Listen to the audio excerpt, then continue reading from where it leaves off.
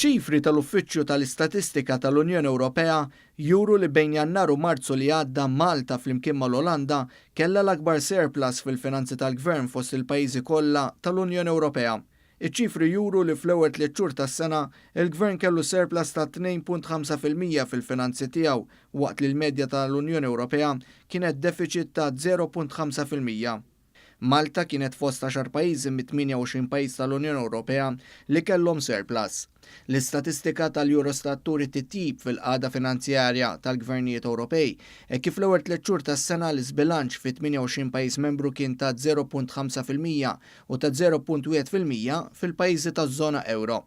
Fi statistika oħra tal-Eurostat dwar id-dejn tal-Gvernijiet tal-Unjoni Ewropea jingħad li Malta kellha r-raba l-akbar rata ta' tnaqqis fid-dejn tal-Gvern wara Ċipru, l-Irlanda u l-Kroazja. Fil-fatt iċ-ċifri juru li d-dejn ta' Malta niżel b'aktar minn 6% minn 56.6% fl-ewwel 3 xhur tas-sena li għaddiet għal 50.4% fl-ewwel kwart tas-sena. Miċ-ċifri tal-Eurostat joħroġ li d-dejn tal-Gvernijiet fi 28 pajjiż tal-Unjoni Ewropea kien f'livell ta' 81.5% tal-prodott domestiku gross. Il-Eurostat iżda osserva li mqabbel mal-ewwel 3 xhur tas-sena li għaddiet 12 il-pajjiż Ewropew irreġistra żieda fid-dejn bl-akbar żieda fid-dejn tkun fil-Belġju, fil-Greċja u fl-Italja. B'reazzjoni l-Gvern qal li riżultat li kiseb pajjiżna kien it-tieni l-aqwa riżultat fiskali li qatt ġie osservat f'dan il-kwart tas-sena minn bdiet tinġabar din l-istatistika.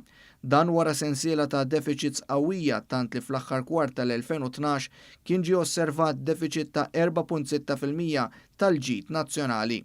Sostna li minn barra li pajjiżna għandu l-aqwa surplus fiskali fl-Unjoni Ewropea għandu l-inqas rata ta' dejn nazzjonali sa mill-1998 l-hawn. Qal li bis-saħħa ta' dawn ir-riżultati il-Gvern jista' jkompli jadotta politika ta' investiment ekonomiku u soċjali li biha jista' jibni Malta ta' għada.